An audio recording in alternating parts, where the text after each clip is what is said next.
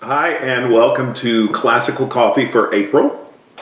We're talking about the concert that's coming up this Saturday, April 13th at 8 p.m. at the Zeiterion. We call the concert the Red Violin, obviously because of the concerto that we're playing, but there's a lot of connections between the three works on the program.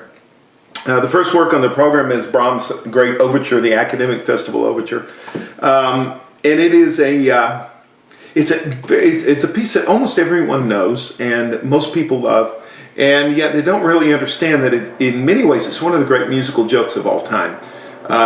The story behind the overture is that Brahms was granted an honorary doctorate from the University of Breslau, which at that time was in Prussia, now it's in Poland.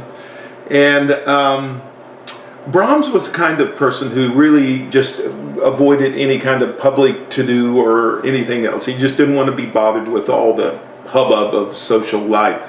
And so when he was honored with this, he wrote a nice note saying how grateful he was and honored and thank you very much.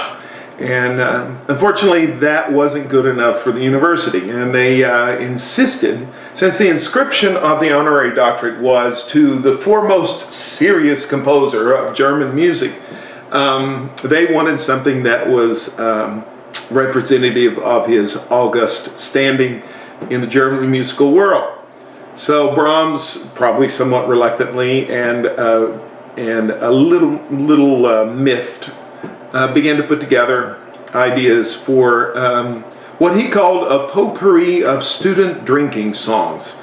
He called on his vast experience at university, which was about 2 months during one summer when he hung out with his friend Joseph Joachim, and the violinist, and his experience of university life was sitting in beer halls and engaging in discussions over beer and cigars.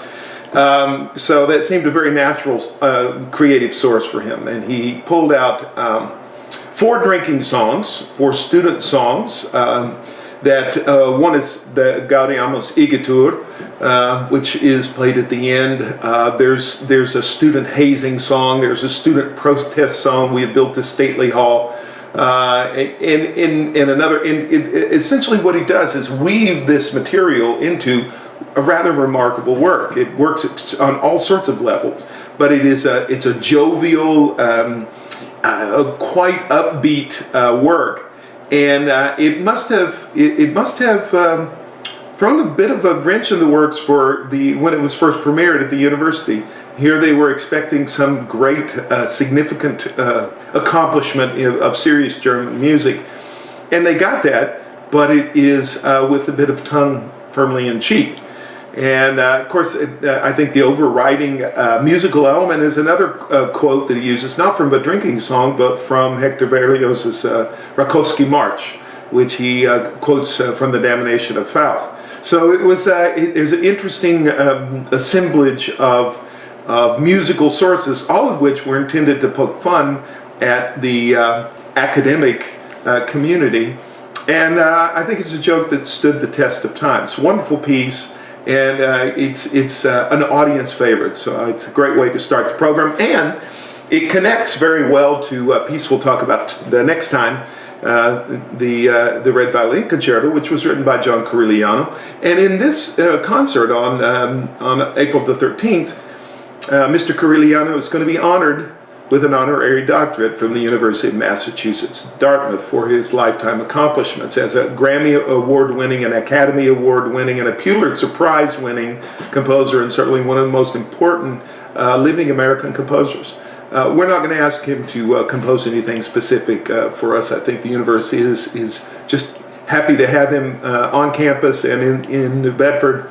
He will be delivering us a public talk on Friday afternoon, the 12th, on the UMass Dartmouth campus. So you can go to their website and certainly find more information about that. Next time, we'll talk a little bit about that work, the Red Violin Concerto.